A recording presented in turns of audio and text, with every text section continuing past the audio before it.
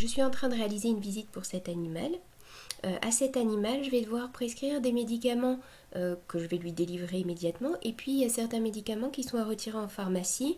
Et volontairement, je préfère séparer mes deux ordonnances. Donc, je vais réaliser ma consultation. Je vais indiquer les différentes lignes ici de tout ce que je fais, aussi bien au niveau des actes, des procédures que des produits.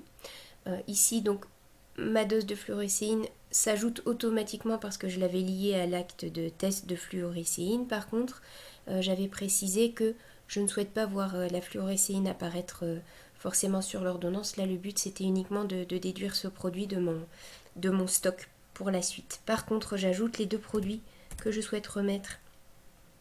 Donc un produit qui est lui vétérinaire et puis un second produit qui lui est à retirer en pharmacie. J'ajoute les différents produits. Je pense à préciser les numéros de lot que je veux voir ici apparaître sur l'ordonnance. Donc j'ai bien ce numéro de lot qui correspond à ma tévémyxine. Pour la fluoxétine, comme elle est à retirer en pharmacie, je vais préciser que je ne facture pas le médicament. Donc je n'aurai pas effectivement de numéro de lot à saisir puisque ce n'est pas moi qui vais donner le produit au client. Et de la même façon, il ne sera pas facturé puisque c'est un produit qui est considéré non facturé, non remis. Par contre, l'avantage d'avoir ajouté la ligne, c'est que ça va me permettre de le faire apparaître sur l'ordonnance. Donc une fois que j'ai fait ces différentes actions, je vais venir cliquer ici sur ordonnance et on me demande quelle ordonnance je souhaite créer. Donc je vais créer une première ordonnance qui ne contient que la tévémyxine. Je vais valider ici. Je vais modifier éventuellement la posologie qui est dans mon catalogue qui ressort par défaut. Donc là par exemple, je souhaite une ordonnance pour 12 jours. Et je vais pouvoir ici imprimer mon ordonnance. Donc j'ai une première ordonnance qui ne contient que les produits que j'ai réellement délivrés à mon client. Donc ici, je vais pouvoir imprimer mon ordonnance tranquillement.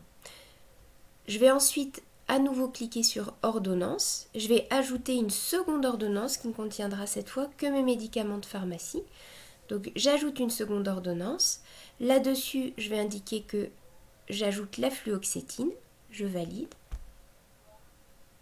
Ici. Donc j'ai la posologie qui existe par défaut dans mon catalogue. Même chose, je vais la réajuster. Au niveau des commentaires, ici, je m'étais fait un petit modèle qui indique que ces médicaments sont à retirer en pharmacie ici. Et de la même façon, je vais pouvoir ici imprimer mon ordonnance.